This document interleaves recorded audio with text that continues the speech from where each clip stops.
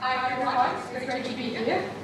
Yes, I have a very long name, Jasmina Lazendic-Galloway, so I forget it 100 times. So my students are calling me Dr. J, so that's why I know my name. So you're welcome to call me any way you like. But I spent a lot of time in Australia. I was there until 2 years ago, enjoying southern skies. But then I felt homesick for Europe, so here I am, and now I came here for 3 years, so in 2 years, and I've been having a blast. So it's such a pleasure to come and talk to you all. And this is one of my favorite topics, how to survive on Mars. So, especially now, when we have billionaires in the new space race, the topics in the news always revolve around some evil use of Mars, right? We're going to colonize it, and then we're colonizing is also really bad. We're going to exploit it, we're going to get the resources from there. And we have seen movies like that. I don't know if you seem the right age to have seen this movie. Because it's a new version, but this is the classic is the best, right? So that's a typical story that we hear about Mars all the time. And what I really like about this movie is that it has these two moons, which Mars really have. I mean, we have one and Mars has two. But they look like beautiful, perfect round things. They're actually just some potatoes. They're not, most probably wouldn't look so great in the movie, right? It's sort of a artistic freedom. And of course, we have all those movies that tell us the Martians are out there to get us, right? They're going to eat us, they're going to take gold, they're going to take something from us, water, something they wanted from us. Well, you will hear from our next speaker that that's completely not true. But for scientists, searching for signs of life on Mars is one of the most interesting questions. For a very long time, Times Magazine would ask people, what is the scientific questions you want answered? The public and scientific community saying, are we alone? Is there another life somewhere? Well, Mars is our best guess to find either living or fossilized life. So the scientific community, Mars in itself is a really interesting place to explore. But for public, we sometimes have to convince people that it's worth going there. So as astronomers, we often hear questions, why go to Mars when there's so much to do here on Earth? So many problems, so many things to fix, so many things to solve. So that often assumes that space exploration has no effect on improving life on Earth. And that's complete misconception. So I'm here to teach you that that's not true. And how much of space exploration actually helps us understand even our Earth better and help us come up with innovations that will improve life on Earth.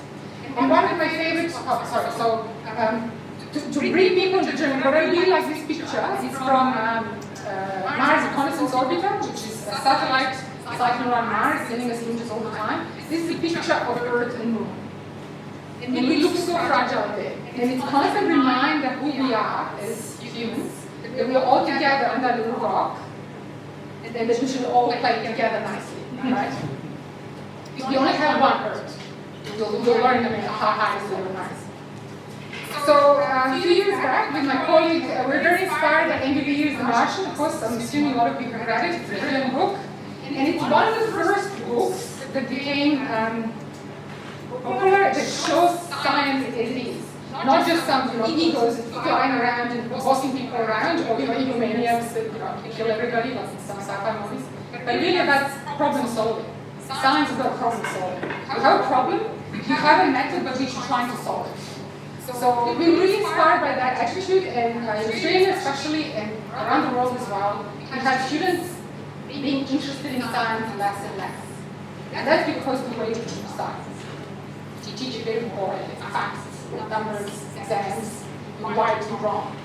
So in Australia we started these active learning techniques, and now in Eindhoven we're teaching this challenge-based learning. But we're trying to turn things around, we're trying to bring fun and challenges back to learning and inspire younger generations as well as the students to really approach science to what it should be. So we created a MOOC and we wanted to bring people on a journey to really teach them what space exploration means. That this is not something easy, and that's why we call it surviving on Mars. It's not living on Mars, it's really literally surviving. So humans have evolved, as you know, on this rock. So we need particular conditions. We evolved certain narrow conditions. The temperatures have to be between 18 and 22, whatever, 25. And the humidity has to be certain way, and a number of amount of sunlight has to be a certain amount. So in oxygen, we have to breathe 1% oxygen with nitrogen. So we evolved very specific conditions on this planet. So living anywhere else will be hard. So it's not easy to pack up on Earth and just go somewhere else, like in the Holy E movie, where they just pack up people and put them on a ship. It's actually much easier to fix Earth, right? Cheaper, easier. But there's a reluctance to invest in things like that. There's politics, there's diplomacy, there's stability, there's many things. So when things are done elsewhere, then we can demonstrate them, look, it's possible, it's doable, it's cheaper, it's simpler. So this is why we see, some of us see Mars as a really nice playground where we can prove some of these concepts, which on Earth people say it's too expensive, it's not worth doing. So this is what we wanted to take people with us on their journey, where they experience as if they are the ones living on Mars and having to solve these problems. So then the question, because we had about 50,000 people over about 2 years, and half of them come very skeptical. Why Mars? Why not Venus? Well, why Mars number one? But then, some very fond of Venus. And then, of course, you probably know we have 8 main planets, 4 of which are rocky surface, and 4 of which are gases. So Mercury is very close to the Sun. It's a tiny planet, not very interesting. Venus would be interesting if it didn't became a specific hell, which time didn't have machine landing on it, let alone humans. So unfortunately, Venus is not known. It's interesting for exploration in many reasons, but humans will never walk on the surface of Venus. And then, of course, the only other planet is Mars, because although Saturn and Jupiter do have some interesting moons, like Europa and Enceladus, they have very strong magnetic field. So again, for organic life like us, having to navigate around that magnetic field would be very difficult. So we will definitely send robotic explorers, but us probably very difficult to land unless we somehow became resistant to magnetic field. So Mars is the only planet on which we can walk on the surface. So that's very exciting, isn't it? I mean, there's moon there, but moon is a moon. It's kind of like a baby planet, a baby Earth. It took some of our crust. It doesn't have many resources. We can never live there sustainably. There's not enough resources on the moon for us never having to ship things from elsewhere. Whereas Mars have everything we need. We can use it from there. We don't need to ship it from Earth. So Mars can sustain us, which is why it's also interesting. And also, as I mentioned, this story about search for life. We have a beautiful robotic explorers. I love them all. They're so patient and they're doing their work very hard. But they're also like a 4-year-old. They have to wait for every command. And sometimes they're naughty. And then they have to retrace it step back. Sorry, I'm not naughty, but it's taking a lot of time for them to do something. And it's not their fault, obviously. It's how it works. So what I want to believe is as soon as we land in humans there, we can go with a little hammer and chisel. They will find some light straight away. They don't have to wait. They will judge the situation. They will judge the field faster. That's the idea. So this is what we're thinking about. We're talking having different perspective of things. And one of my favorite authors, which is Dutch as well, right? He's written a topic for us, and he said what we need is alternative horizons that spark imagination. That's why we need to go to Mars. Yes? You with me? Okay, so quick fact about Mars. It's about half the size of Earth, or twice bigger than the Moon, but it's only 1/3 of Earth's gravity. So that means the mass is distributed quite differently, and what I hope to be is Michael Jordan on Mars. Because I love basketball, but I can't jump very high, because it's too short. But on Mars, I can jump much higher. So actually make the first basketball team. And send you a postcard in 10 years' time. So that should be fun. Mars is about 80 million kilometers further away from the Sun than Earth, which means it gets less sunlight, but it's still enough to get some useful energy out of the Sun. The year on Mars lasts 2 Earth years, so it's called Sol, which comes from solar year, right? But that's really good in a sense, because from time to time we get synchronized, which means that the distance between us is the shortest. So that's why we tend to send missions every 2 years. because then the trip is shorter. Otherwise, like it takes longer, 10 months or so. But also what's good is the Mars rotates around itself, so that's the duration of the day, 24 hours plus a few minutes. So it's very similar to Earth cycle, and you probably know that we grew up with we evolved with a 24-hour cycle, and that we really need that. If you travel across continents, you know you get desynchronized. So what's good on Mars is we will not lose that. We won't have to adapt in a different way to that. And of course, Mars being further away from the Sun, will have lower temperatures. On average, about minus 60 degrees, where on Earth on average is 40 degrees.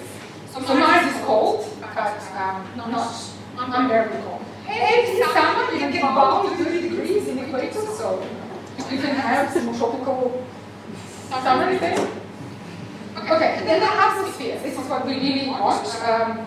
It has atmosphere which is 1% of that of Earth, so it's very low density in that respect, and it's mostly carbon dioxide. Whereas we have mostly nitrogen, and then we have oxygen. So all planets, all terrestrial planets initially have carbon dioxide atmosphere, so that's more. Venus has mostly carbon dioxide. So that's Mars in a nutshell. So then what do you need to survive on Mars? So Mars is a beautiful planet on its own. You see some terrain here. And this is topological picture, so the red is high and the blue is low. And you see the two hemispheres. In the northern hemisphere, a long, long time ago, 3.8 billion years ago or so, used to have ocean. This is obviously you can see it because it's lower. All the oceans used to sit there, and then at some point it started to evaporate because Mars started to lose its atmosphere. But it has all these nice canyons, amazing canyons, and some volcanoes. So it has interesting features for geologists to study planets as such. And also as astronomers, we want to collect planets. Just like Earth and this was one, there's not enough sample for us to understand what's going on exactly. So we like to study more and more planets to understand certain evolutionary traits, but also to learn about Earth more. Because we can be mistaken to assume certain processes in thinking that they generic, and then we might realize they only happen on Earth for some reason. So this is why it's important to study Mars and Venus, and by studying Venus we learn about greenhouse effect on a planetary scale. Without that we would never learn how devastating that can become. So Mars has these beautiful regions which seem so familiar. This is the River Delta on Earth, and that's a dry River Delta on Mars. This is actually where a current rover, Percy the rover is at the moment, looking for signs of life. The idea was that as the mud is coming in, there will be some deposits, and this is where maybe some fossilized life will be. And then there's some beautiful dust storms that we observe here on Earth from space, and then very similar ones on Mars. And then some beautiful sandy dunes that kind of look like Star Trek. And then some impact craters. So Mars is also very important for us to study impact craters because on Earth we don't see them so much because vegetation is covering them and water has smoothed them out. So Mars gives us a really nice opportunity for that as well. So then how would you get oxygen? If you want to survive on Mars, where would you get your necessities? So first is oxygen, you need to breathe. So as I mentioned, Mars has a very, very low density atmosphere, and the reason for that is that it lost its magnetic field. So the rest of the planets, at first when they were formed, they were very squishy molten rock, and light material bubbles on top, that's silicon magnesium, and hard material goes in the center, which is iron and nickel. So as the Earth cools off, kind of like a cake when you bake it, and then it starts to cool off from outside, the crust then solidifies, but inside some of the heat is trapped. So that heat is what's keeping our liquid, our iron core still liquid at the moment, although you probably know it's slowly solidifying for a very long period of time. But because you have ionized iron, you have highly ionized material which is spinning, it creates magnetic field. So we call that global planetary magnetic field. And what it does for us is when a sun, although it's lovely and we love it, it's giving us life, it can also be naughty and send us some solar rays. Basically, stars shed some of their material, these eruptions on the surface, and then that releases charged particles. So they're highly energized, which means when they hit atmosphere, they will interact with elements, oxygen or hydrogen, oxygen or carbon or whatever is in the atmosphere, and transfer some of the energy. Those molecules will speed up and leave the planet. They will reach what we call escape velocity. So Mars being smaller than Earth would have cooled off faster. That's what we think. We're not sure. So it lost its magnetic field. Because of that, the solar wind, as it comes, it basically interacts with the atmosphere and stripping it slowly. Whereas on Earth, because it's charged particles, they have to follow the lines of magnetic field, so they kind of zoom around the middle. And of course, you know, some little holes, they interact, and this was the aurora. But for most of the time, our interaction with charged particles is limited to that region, where in Mars it's happening all the time. So this is what some of the missions that were sent basically could measure this escape. They could literally measure how fast this particle will escape. So that's unfortunate. And despite what certain people on Twitter say, we cannot be the next planetary magnetic field again. That's impossible. So we can only do stuff locally. So we have to have some kind of dwellings in which we will create oxygen. We can never recreate things. I mean, we could, but then we get stripped again, so there's no point.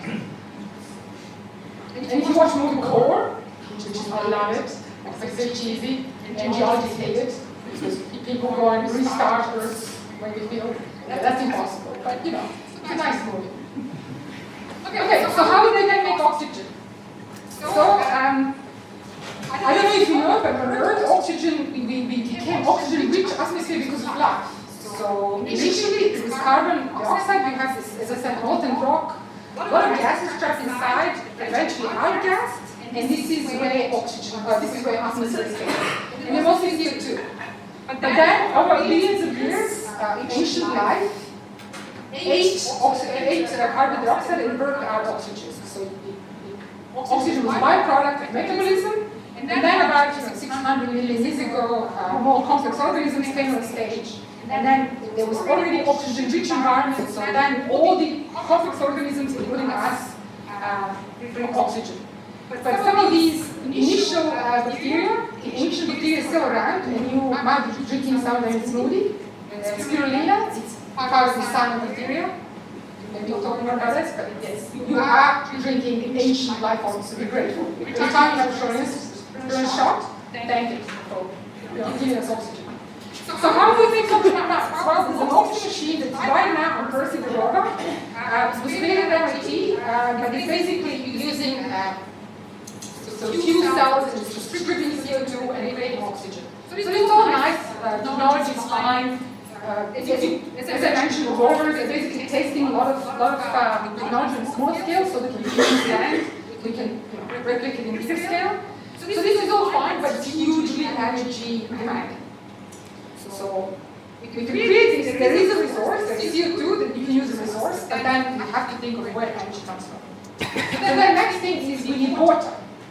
We need minimum 4 liters a day water. And as I mentioned, Mars used to have half of the planet was engulfed in oceans many billions years ago.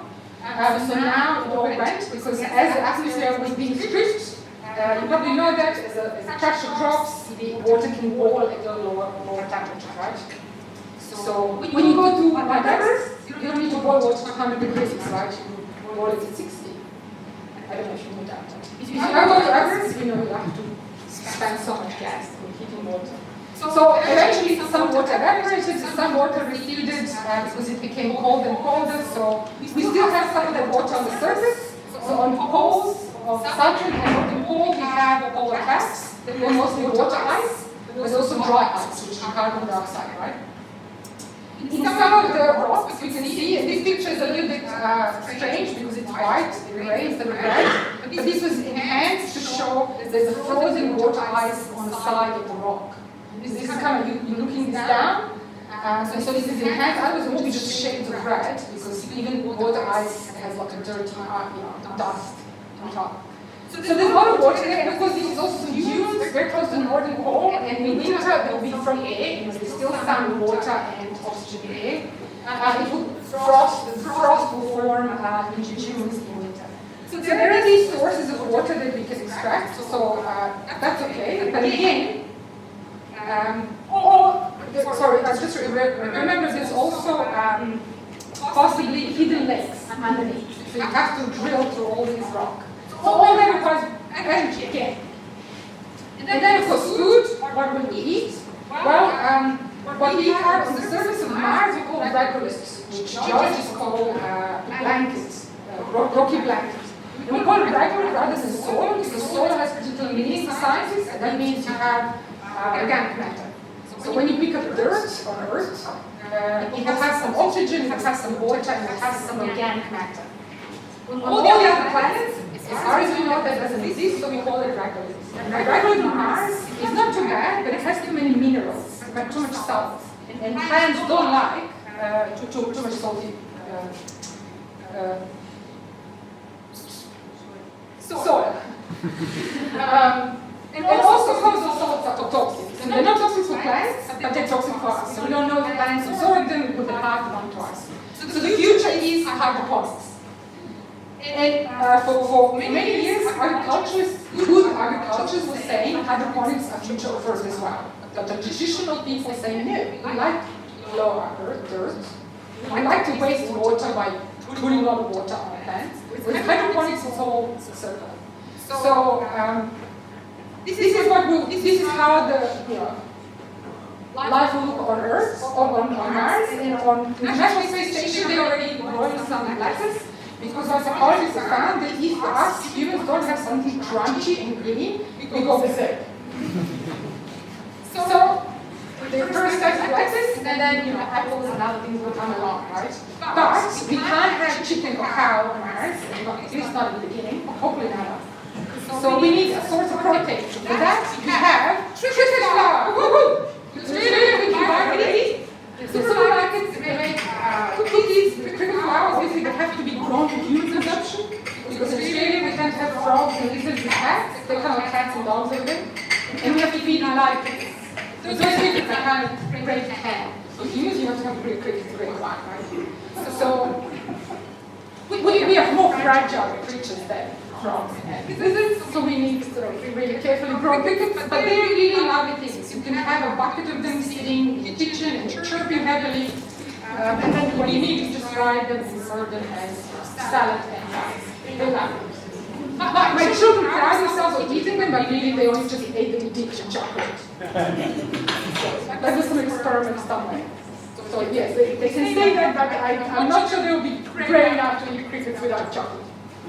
Okay, so food sources, and then we come to the hardest thing ever, and that's energy. Where do we get all this energy? Because everything we do on Mars will require a lot of energy. So we can have solar energy, which is great, it's free, it's everywhere. But Mars has a lot of dust. All the water that was there a long time ago has weathered, as we say, weathered the surface, which means it created a lot of this fine, powdery rock on the surface. So it's very dusty, it's very fine dust.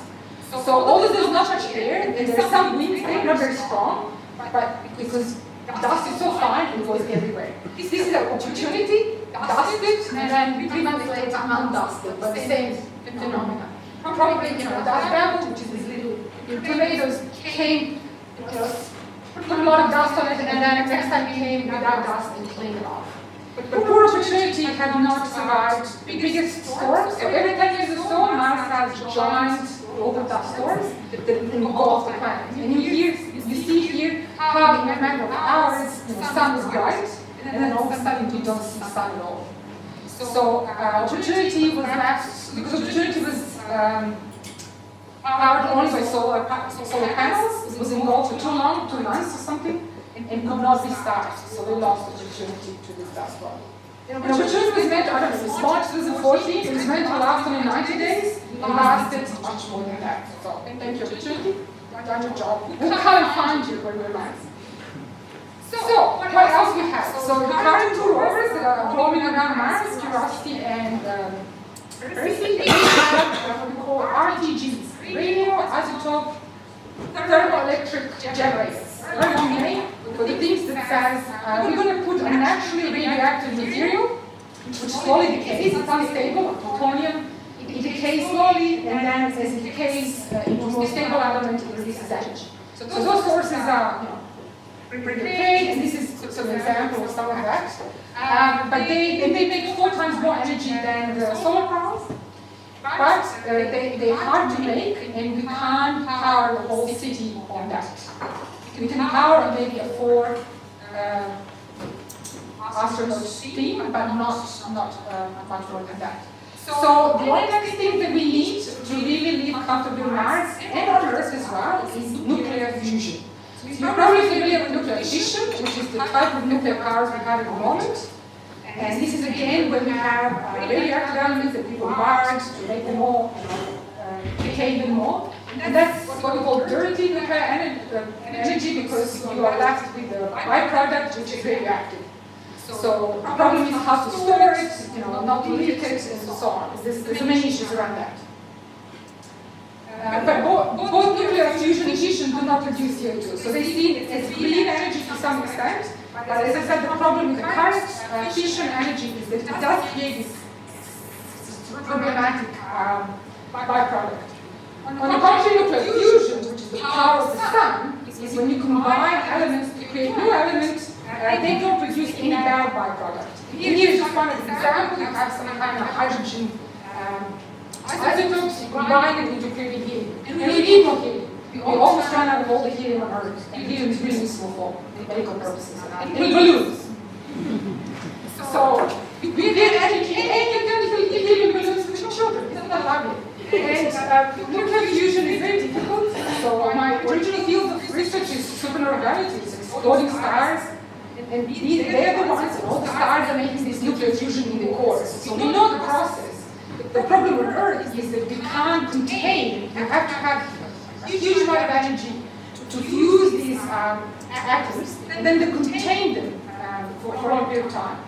So it's very difficult. You have plasma in space objects. Here we have metal to contain them. So that's very difficult.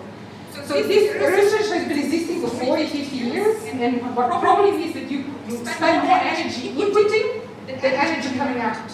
For the first time this December, finally break through.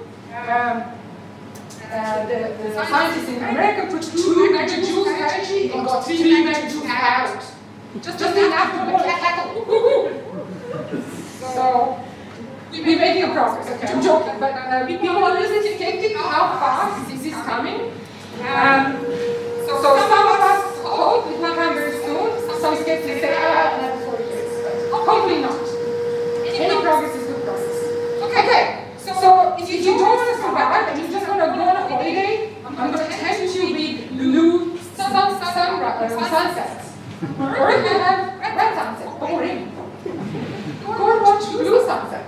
Go and hike the largest canyon in the solar system. Look at this beauty Grand Canyon of Earth. Look at that. Look at that. I mean, lots of hiking. Look at all the romance in the tent, freezing, trying to boil water. Another thing is, the biggest volcano, biggest mountain / volcano, is the solar system. What is this month? Look at it in comparison. So it's a shield volcano. It's a type of volcano that slowly, it kind of doesn't erupt energetically, but slowly builds up, kind of spewing up all the time, and in that process is building higher and higher. So look at what this small is in comparison to the similar shield volcano in Mauna Kea, Hawaii, and even with Mount Everest, nothing. Up to the knees. So if you like to hike, again, for 3 months, hiking, the whole volcano is the size of Arizona. So it has this height. Is that similar to Netherlands?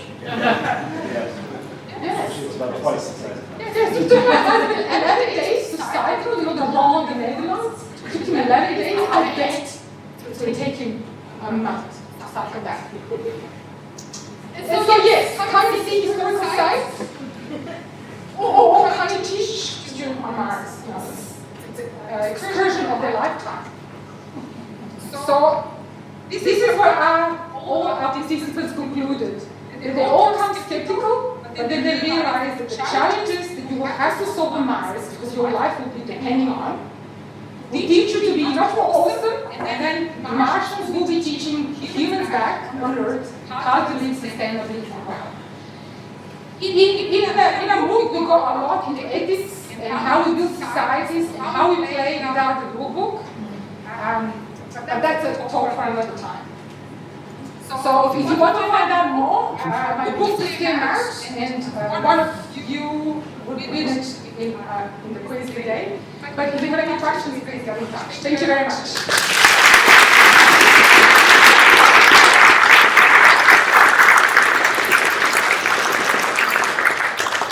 Thank you so much for this inspiring talk. I bet there's going to be many questions, so let's start.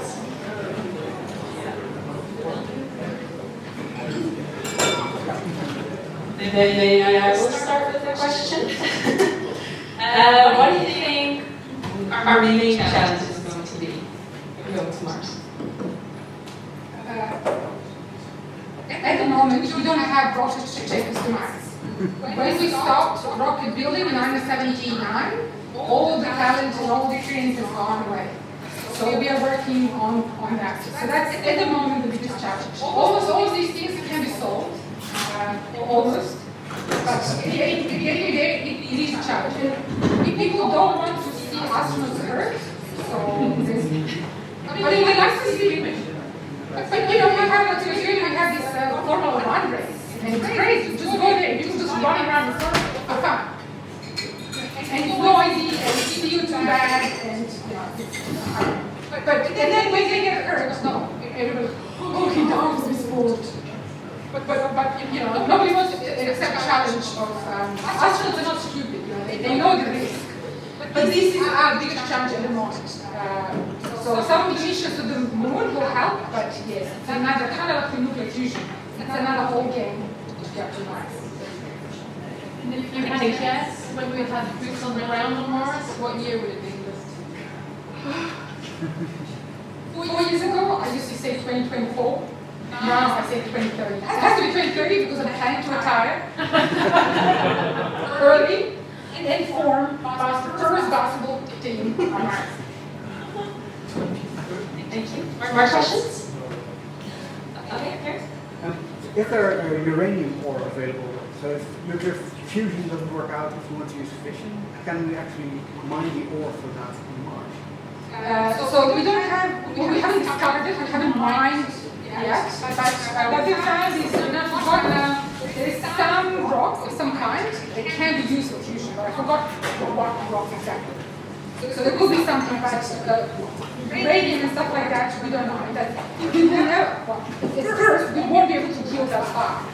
Because that again, energy expensive. So we have to do what we can on the surface first. And some of these, you know, solar panels and some of these little RTGs. And then as we bring up heavier and heavier machinery, then we can kind of move other things. But there is some kind of salty, briny rock that they say it's also good for fusion. We can have small fusion reactors. By the way, it's not hard to make small fusion reactors. Since I like the Guinness Book of Record, the person who holds the record for the longest fusion is a 12-year-old child. Just made in his bathroom. So I don't know, it's like 12 seconds or something. But that's a small scale. It's a tiny little reactor. So we could possibly have, you know, a family-sized reactor at first until we can, you know, build them off. That's all for your questions? How many hours do you have to train every day to stay healthy in the environment? So that's a good question, because on the International Space Station they have to spend 4 hours a day. Because Mars, that's a low, almost 0 G, right? On Mars is 1/3, so we don't know. This is why these experiments are important. When we send first humans there, we will be able to figure out what actually is. Yeah, we will know. But the fact that you have to go, you know, you will go out to work, you know, you'll be cleaning your solar panels, you'll be chasing the crickets, and you'll be having a year that is 100 kilograms, you know, all the stuff. So you basically will be having, you'll be super fit. That's why I want to go to Mars. Instead of just sitting here eating sushi or, washing balls all the time, go to Mars and hard work. There was one more question in the far back first. Yeah?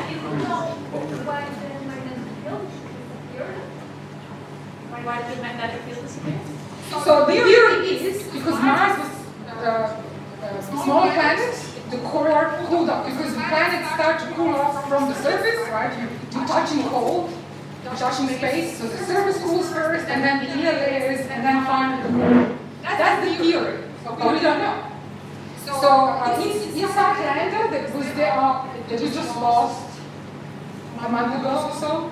We're just losing one by one, brave little soldiers. So inside Leiden was there to find it out. So it was trying to drill and listen for the Mars quakes. So it usually happens, it may take a couple of years for us to know all of this. But that's what we think. What if something else is happening? And that happens to Earth just like in the whole movie.